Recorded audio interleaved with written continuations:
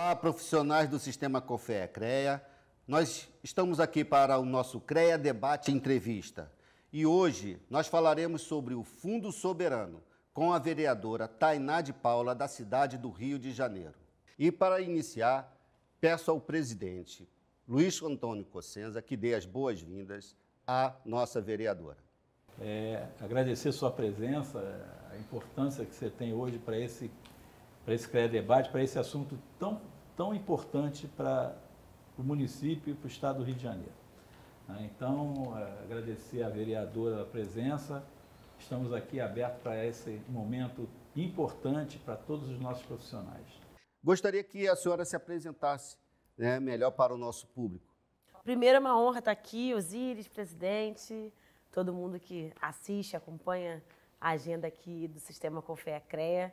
É uma honra estar aqui com várias camisetas, né? Como vereadora, como parlamentar, como arquiteta urbanista, como planejadora urbana, como também mobilizadora popular, como uma mulher de luta, de favela.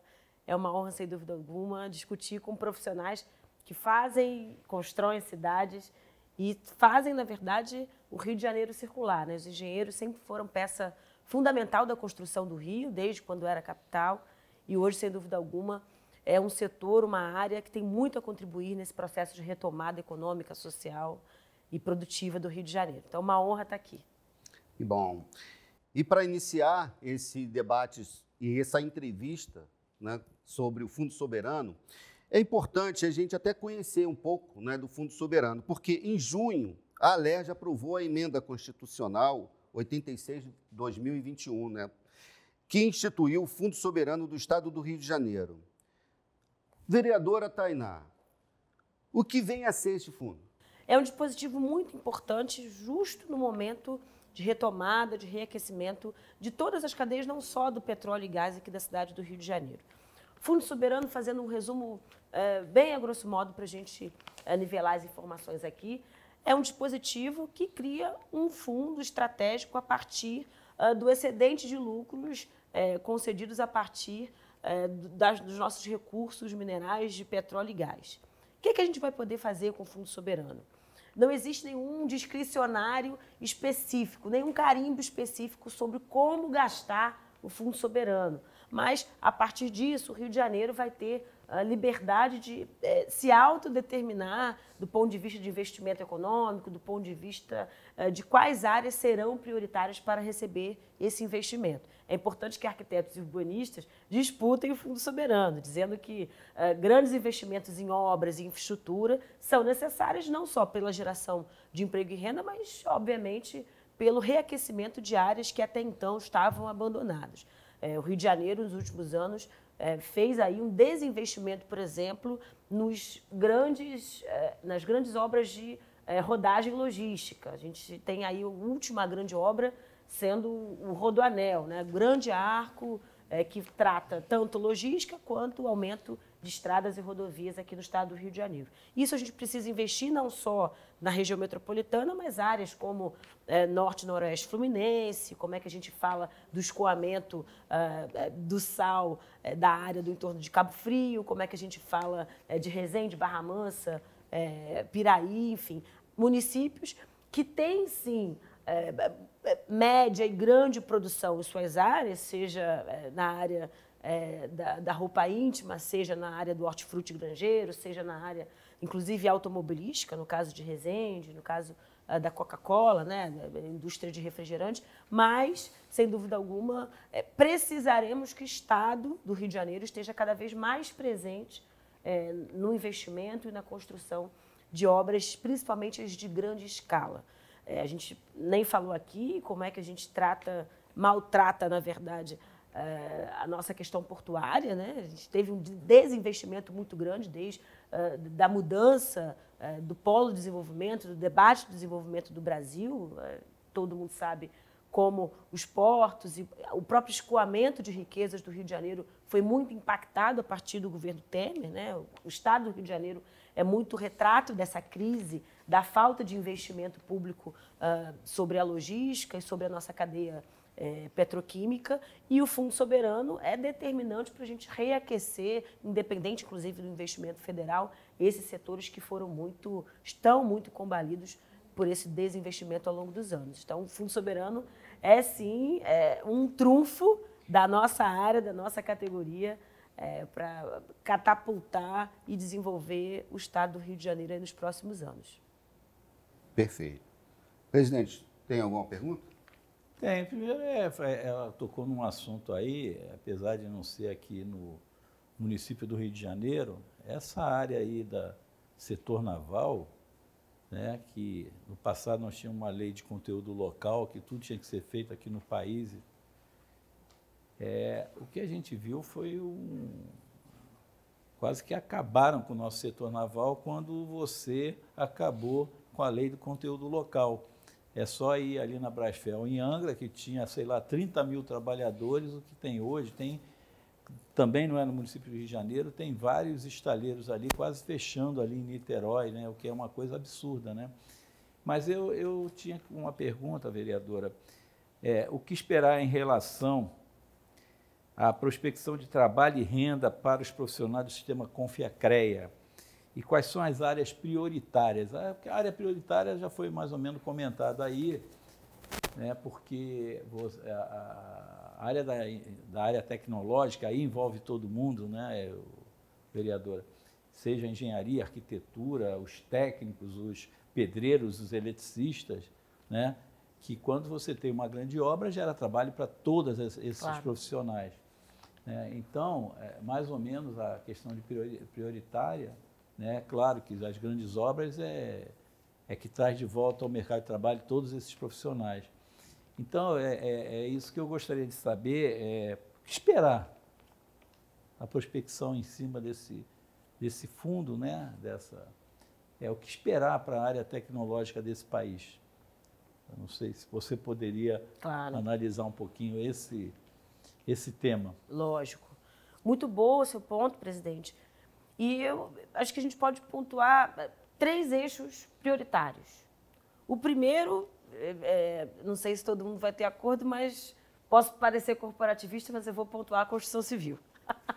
Construção civil é quase que um coringa dos economistas tradicionais, né? Pensando aí como uma cadeia que tem uma capacidade de grande empregabilidade no curto prazo, não necessariamente uma alta escolarização.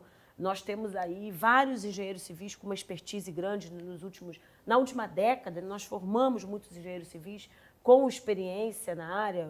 A área da construção civil é uma área de fácil empregabilidade, rápida empregabilidade, sem dúvida alguma, e casa com a expertise que nós já temos acumulada no Estado do Rio de Janeiro e no Brasil. Então, acho que nossos problemas de infraestrutura urbana, os nossos problemas de saneamento, os nossos problemas de moradia, se casam, inclusive, com essa agenda econômica, com esse recorte econômico no reaquecimento automático desse setor. Eu confio muito na retomada das grandes obras, falo muito sobre isso e acho que é um ponto importante, inclusive um potencial no Rio de Janeiro, porque ainda precisamos de grandes obras aqui, ainda precisamos de hiperinvestimento no saneamento básico, praticamente metade dos domicílios do Rio de Janeiro não tem acesso total à água e saneamento básico, né, esgoto e drenagem e resíduos sólidos.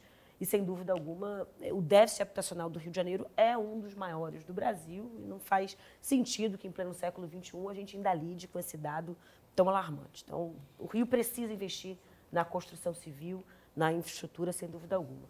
A segunda chave é uma chave que precisa linkar muito com os nossos polos de tecnologia e com as nossas universidades. Nós temos universidades de ponta aqui no estado do Rio de Janeiro, o UFRJ, o UERJ, enfim, uma série de potências do ponto de vista de capacidade de inteligência industrial, inteligência do ponto de vista tecnológico, mas houve um desinvestimento na forma de pensar a indústria da tecnologia aqui no Rio de Janeiro. A gente precisa recuperar esse gargalo.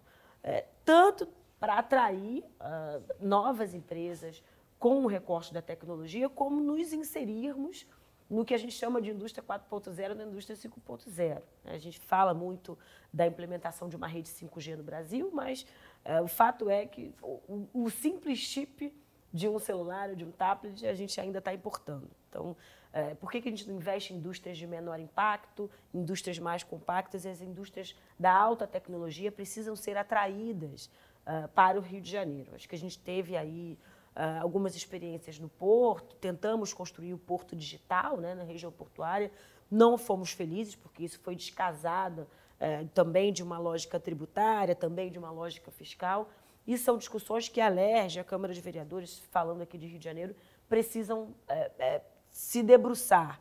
Não dá para falar de Reviver Centro, não dá para falar de Porto Maravilha se a gente não fala de incentivo a cadeias produtivas em potencial, e a área da tecnologia é uma área muito importante. E, claro, como é que a gente fala também de investimento no engenheiro da tecnologia, né? Como é que a gente forma mais, como é que a gente abre mais escolas com este recorte e faz investimento em pesquisa nesse setor também, para nós termos engenheiros, engenheiras, arquitetos no mercado capazes de dar conta dessa cadeia produtiva. A terceira chave, eu colocaria aqui a logística. O Estado do Rio de Janeiro tem um grande potencial de comércio e serviço. Nós temos um potencial que é o vender, né? E que é, obviamente, o consumir, o produzir. Nós temos polos de produção, inclusive com recorte de produção, como, por exemplo, Friburgo tem em relação à lingerie, Cabo Frio tem em relação aos biquínis, Petrópolis tem em relação a vinhos, queijos e hortifruti granjeiros, e nós não temos como escoar essa produção, porque a gente não investiu em formas de escoar, anéis logísticos, portos secos. O estado do Rio de Janeiro é um dos estados que tem o menor número de portos secos capazes de conseguir concentrar o rodoviarismo, o ferroviarismo e nossos pontos portuários. Como é que a gente pensa essa engenharia do trânsito das nossas produções de uma forma mais rápida, de uma forma mais racional, inclusive diminuindo o custo do produto do estado do Rio de Janeiro. Como é que a gente se torna um estado mais competitivo, tornando esse escoamento de produção mais fácil, mais célere e, obviamente, mais barata, né, no curto prazo, tornando os nossos produtos competitivos em relação aos produtos do Espírito Santo, os produtos do estado de São Paulo e de outros estados produtores também. Acho que são 3 chaves que, para qualquer governador, qualquer gestor público, é um desafio grande e a gente precisa enfrentar. Tem que me pedindo para fazer até um documento do CREA, sugerindo, né, que parece que tem uma proposta que você falou na UERJ aí, de pegar para si a UESO, que é da Zona Oeste. Sim. Tem. Agora, claro que você não deve ter a resposta para isso, mas tem uma coisa que me incomoda muito, que é toda aquela estrutura da Gama Filho, que acabou quase com um bairro, que ali todo mundo, o comércio todo vivia em torno. Está lá aquela estrutura toda, com prédios, sabe, uma estrutura fantástica que a Gama Filho tinha lá. Eu não sei se poderia ser criado, sei lá, um projeto, alguma coisa ao próprio município ter sua universidade, por exemplo, entendeu? Claro. Eu só levantei essa bola porque me lembrei, quando você falou UERJ, aí eu me lembrei da UESO, que eu precisava de um documento para a gente fazer um documento, né, dando apoio a essa iniciativa. Mas ele me deixa triste ver aquela estrutura. Deixa triste porque ele é oriundo de lá. Não, foi na época, o homem lá em cima deve ficar muito era uma triste universidade de excelência, de ver, sabe, é uma coisa lamentável. Engenharia tinha só particular, tinha a PUC, né, que sempre teve, a UERJ a Souza Marques e a Gama Filho.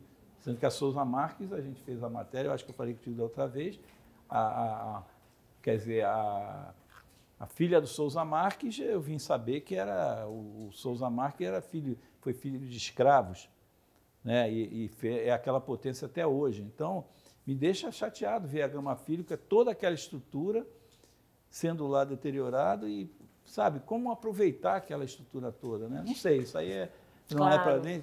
Mas você pensar se poderia haver um projeto para retomar aquilo, quem sabe formar, como a UERJ, que é uma universidade do Estado, for uma universidade, sei lá, municipal. Não sei se pode ou não pode, tá? Eu só levantei aqui. Né? Eu acho que Vai lá. Não, muito bom. Quer complementar? E uma coisa que você falou aí, que é de importância, né? Você falou, não, vou puxar aí, porque a engenharia... Mas a construção é que gera trabalho para todas as outras modalidades. Mas é verdade, é verdade. Porque um prédio desse pode precisar o eletricista, pode precisar o mecânico, pode precisar todo mundo, até o arquiteto. Mas você só usa o engenheiro eletricista e o mecânico depois que constrói o prédio, quando está construindo o prédio. E é do civil. Você quer responder?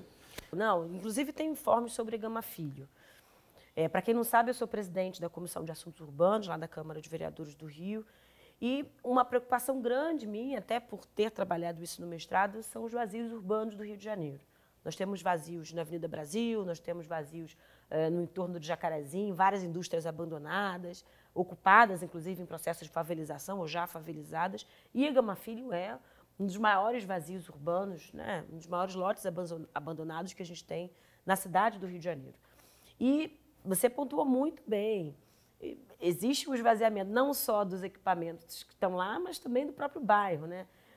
Piedade e Quintino perderam muito a dinâmica de bairro e a vida cotidiana de bairro com a saída da Gama Filho, das atividades da Gama Filho de lá. O que nós temos entendido e acompanhando as ações do Executivo dentro desse escopo? O primeiro movimento é como é que a gente faz a garantia da estatização, né? Como é que a gente torna aquele lote e aqueles equipamentos que estão abandonados patrimônio do município. A ideia é municipalizar toda aquela área. Isso é imbróglio jurídico, porque ainda há uma massa falida da Gama Filho, ainda estamos discutindo isso, mas a partir da municipalização, a ideia é que o município recupere e construa um polo de desenvolvimento da área do subúrbio, pensando em escolas, pensando na própria universidade, pensando também em parceria público-privadas. A FEComércio já se colocou à disposição, existe um interesse, a FEComércio vem estimulando a construção de escolas com recorte específico, né? Elas têm o sistema S, tem uma escola de hotelaria, uma escola de sommeliers, enfim, eles têm muita preocupação, principalmente com recorte técnico, né? Não necessariamente do ensino superior, mas a escolarização, o término da escolarização do ensino médio com a capacitação tecnológica, né?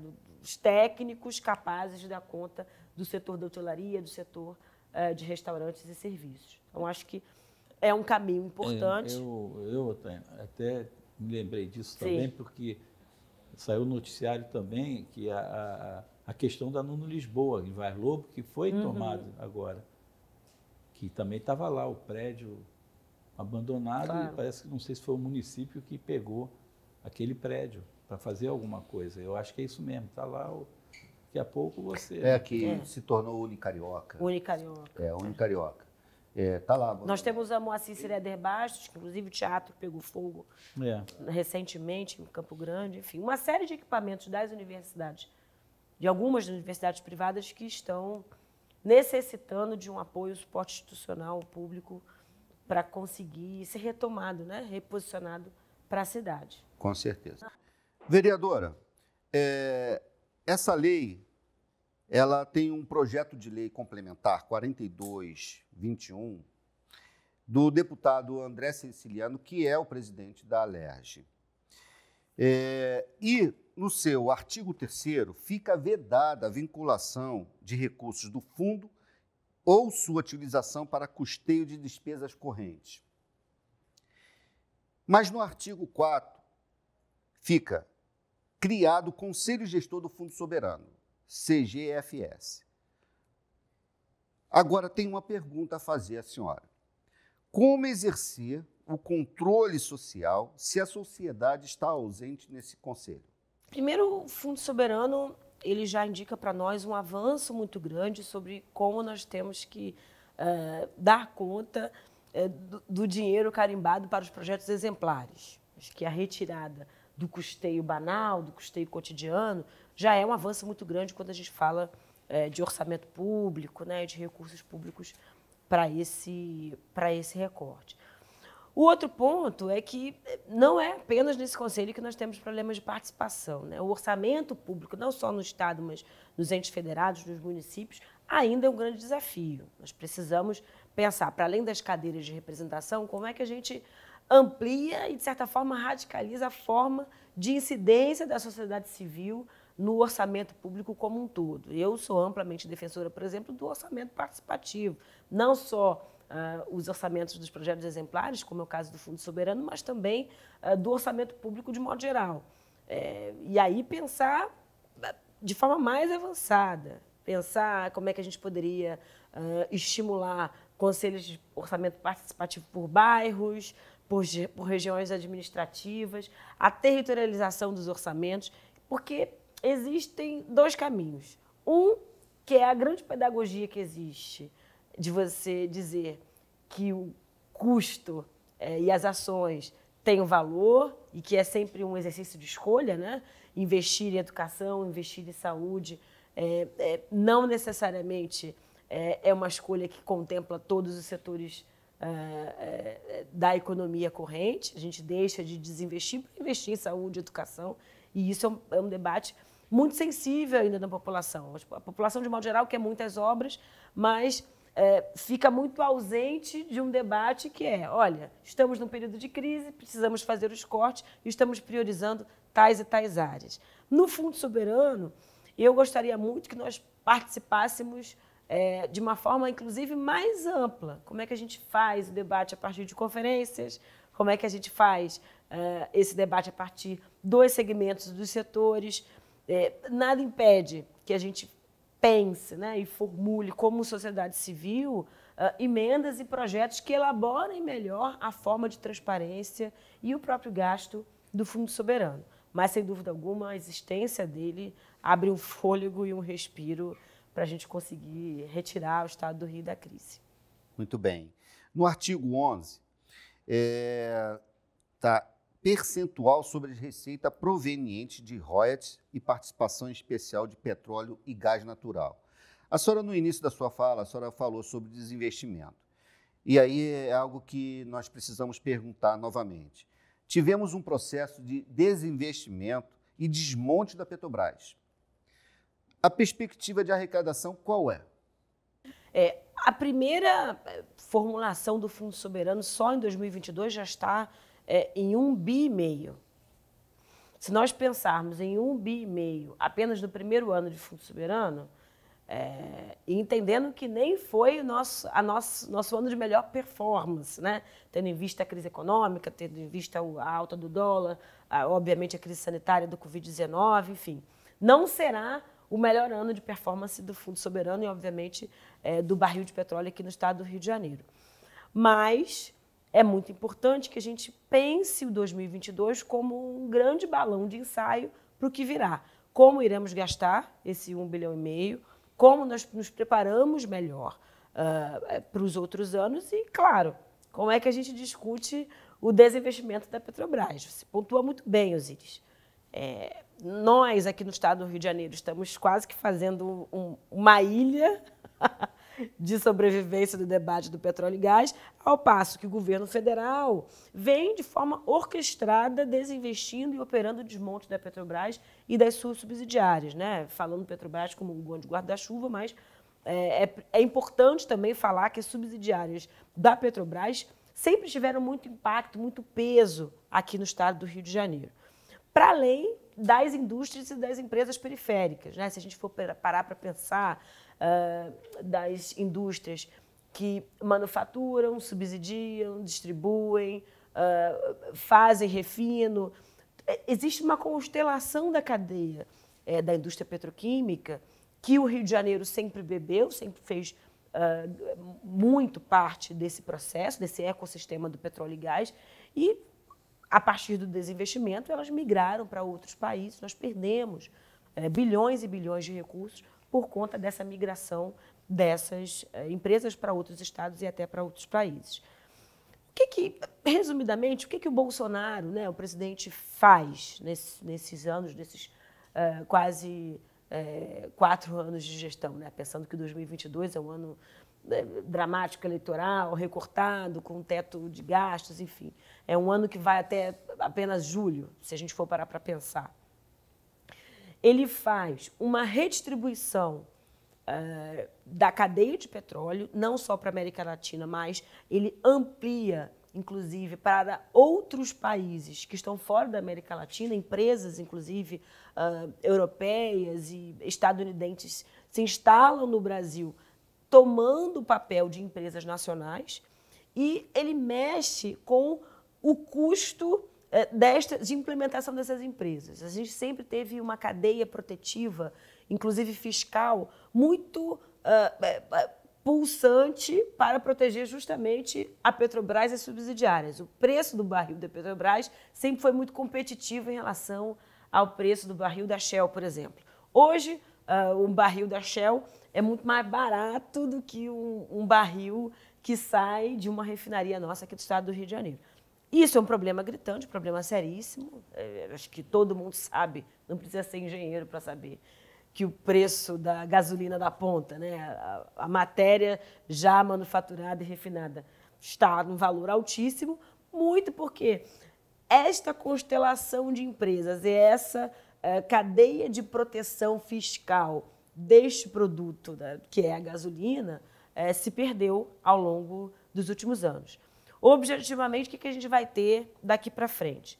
O nosso custo aumentando, não só pela alta do dólar, mas também por conta dessa cadeia da logística da petroquímica que eu acabei de desenhar aqui, mas também por uma mudança de polo estratégica na forma da economia brasileira. A agenda do Paulo Guedes é uma agenda internacionalista, entreguista e antissoberanista, no entendimento de que o nosso produto vale menos na lógica deste novo Brasil, e novo bem entre aspas, né? Porque é uma lógica de subalternizar a nossa produção, subalternizar a nossa capacidade de arrecadação de divisas de riqueza, em detrimento de uma política internacionalista que não compra os nossos produtos, e que, inclusive, desde a matéria-prima, né, que sempre foi um gancho muito importante. Nós sempre exportamos muito petróleo, e hoje nós estamos sendo colocados à margem, na lateralidade dessa agenda internacional comercial. O Bolsonaro hoje, ele parece um presidente de outros países, e não um presidente que quer que o Brasil lucre, se desenvolva e, obviamente, tenha mais engenheiros, mais empregados nesse setor. E aí eu estou fazendo um recorte da petroquímica, mas essa mesma agenda foi implementada em vários outros setores, né? Se a gente pegar o colapso, por exemplo, da alimentação, que é um cenário dramático, né? O Brasil sempre foi um grande exportador de soja, milho, tomate, e hoje o nosso custo saco, o nosso custo alimento é muito maior, porque perdemos a política da regulação dos alimentos, todo mundo que vai ao mercado sabe, né? Dona de casa sabe o valor dos alimentos, muito porque a política de exportação e importação dos alimentos e da proteção do custo dos alimentos a partir do fundo de regulação foi desmontado. O valor explodiu, o nosso preço do nosso produto primário explodiu, e nós nem podemos consumir internamente, e aí acho que o preço dos mercados fala por si só, e o nosso valor também competitivo de exportação aumentou absurdamente. Então, nós nem estamos exportando e nós nem estamos consumindo. Nosso agricultor, nosso agropecuarista passa por um momento muito difícil. Vereadora Tainá, por último,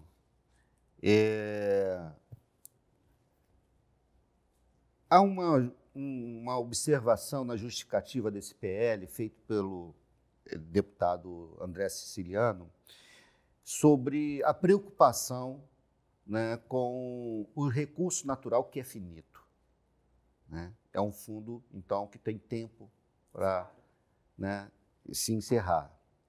Eu fui presidente do Conselho Municipal do Trabalho em Macaé, e eu propus à Petrobras, na época, que ela financiasse o Observatório do Trabalho, porque as cadeias produtivas, né, os arranjos produtivos, eles precisavam ser, digamos assim, transformados a partir, ou incentivados a partir do fim do petróleo, a partir do fim, né, da exploração do petróleo. Qual é a preocupação, né, que está ocorrendo hoje com relação ao fundo? O que nós podemos esperar? O que o fundo tem uma preocupação com isso, né, com o fim desse recurso natural, né, com o fim do próprio fundo soberano? O que nós podemos esperar, né, com o fim do fundo soberano? A primeira coisa, inclusive foi um dos primeiros pontos da nossa conversa aqui, é que o Fundo Soberano é uma janela para o nosso investimento de curto prazo, né? Quais áreas a gente quer investir dentro daqueles 3 eixos, e um dos eixos que eu citei aqui é o eixo da tecnologia. E neste eixo, dentro desse eixo da tecnologia, um dos prioritários, na minha opinião, são as fontes de energia renováveis. Como é que a gente pensa em energia limpa, como é que a gente faz um investimento de pesquisa sobre isso, seja na energia eólica, seja na energia solar, seja na energia dos biocombustíveis. Nós tínhamos uma linha importante da Petrobras sobre biocombustível e como é que isso foi se perdendo e se desconstruindo a partir do Temer e, obviamente, permaneceu no bolsonarismo.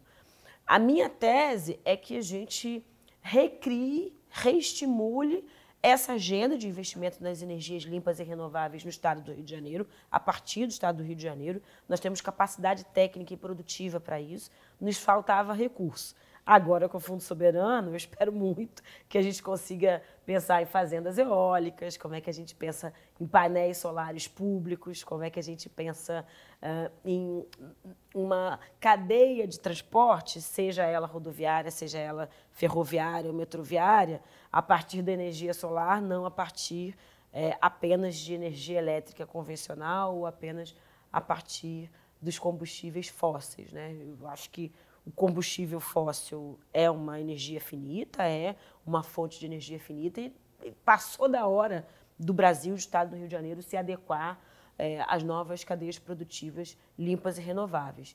Nós somos signatários, fomos sedes da Eco 92, sabemos muito bem a cartilha que a gente tem que tocar e apitar. O que falta? O que faltava era dinheiro e agora, que na minha opinião, o que falta é gestão de qualidade, tanto no estado quanto nos municípios, para dar conta dessa agenda verde ambiental que a gente precisa tocar na próxima quadra. Espero que a gente se engrene. Presidente, alguma consideração? Não, vereador, a gente tem sentido aqui no Conselho que, né, na sua condição de arquiteta também, além de vereadora, né, essa área tecnológica que movimenta o país, né? E nós estamos vendo aqui no CREA um movimento muito grande de empresas vindo aqui regularizar a situação, o que mostra que vai haver, está havendo, né? Apesar que muita gente fala que a crise vai aumentar, eu estou vendo uma luz no fim do túnel, muitos investimentos, a própria empresa que assumiu o principal lote da SEDAI, veio aqui regularizar a sua situação, os seus profissionais, que ele quer até antecipar a entrada deles aqui. Eu estou com esperança, eu acho que tudo depende de recursos, acho que a nossa área tecnológica vai ser responsável pela retomada desse crescimento, né, e eu vejo com bons olhos, né, tudo que vem acontecendo aí, que a gente possa retomar o crescimento para mudar de novo esse país, né? Porque é lamentável a gente ver que tanto esforço durante décadas e décadas e décadas, às vezes numa canetada se tira tudo do trabalhador, tira tudo e as pessoas não entenderam, às vezes até quem tinha que fazer a reforma trabalhista, né? Vamos fazer a reforma trabalhista, foi muito bom, aí quando ele vai ver que vai ter que trabalhar mais 5 anos para poder se aposentar, mais 8 anos, aí é que, me pegou. Gente, Tainá, você sabe que foram décadas brigando por essas leis que defendem o trabalhador, né? Então, é lamentável a gente ver 15 milhões de desempregados nesse país, né? Tanta gente caindo na pobreza, o que é triste, né? A gente viu outro dia um programa de televisão aí, as pessoas procurando alimentos nos lixos, sabe? É uma coisa lamentável, né? Mas a gente está com esperança de uma mudança, e essa mudança passa, sim, pela área tecnológica. Claro. Ali é que gera emprego e trabalho. Claro. Entendeu? Então, eu queria agradecer muito, mas muito mesmo a sua presença, e esse fundo pode trazer uma nova visão não só do município, mas do estado e do país. Eu acho que a gente precisa gerar realmente trabalho para as pessoas, que nada melhor das pessoas terem trabalho para poder ter uma vida mais digna, né?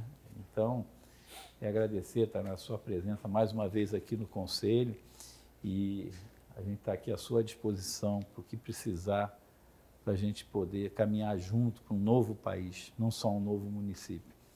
Muito obrigado. Imagina. Obrigada, presidente. Nas suas considerações, vereadora Tainá, eu gostaria que a senhora pontuasse o que esperar do sistema Confeacrea, o que esperar do CREA Rio para o Fundo Soberano.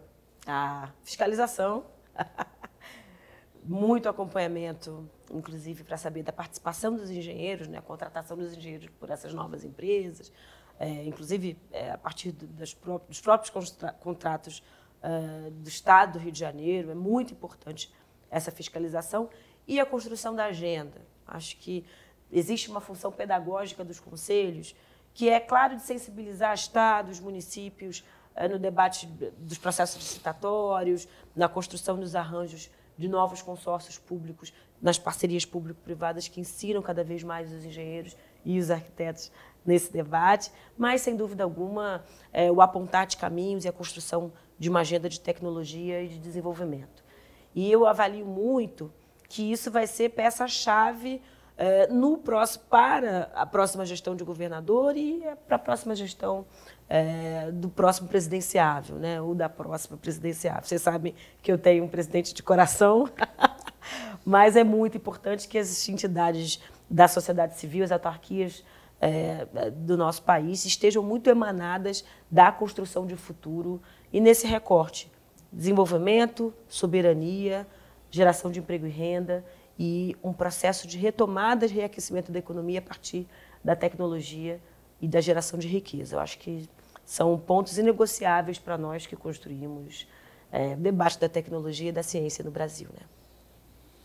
Só as suas considerações finais? Quer falar mais alguma coisa? Não, eu quero agradecer ao Sistema Confeacrea, é uma honra estar aqui, uma convidada, uma arquiteta convidada pelos engenheiros, somos parceiros de sonhos de vida e de construção de país. Obrigada. Encerramos aqui mais um CREA Debate Entrevista com a vereadora Tainá de Paula, da cidade do Rio de Janeiro. Agradecemos a sua presença, a sua contribuição e esperamos vocês para o próximo CREA Debate Entrevista. Até lá! Para outros assuntos de seu interesse, confira nossas redes sociais.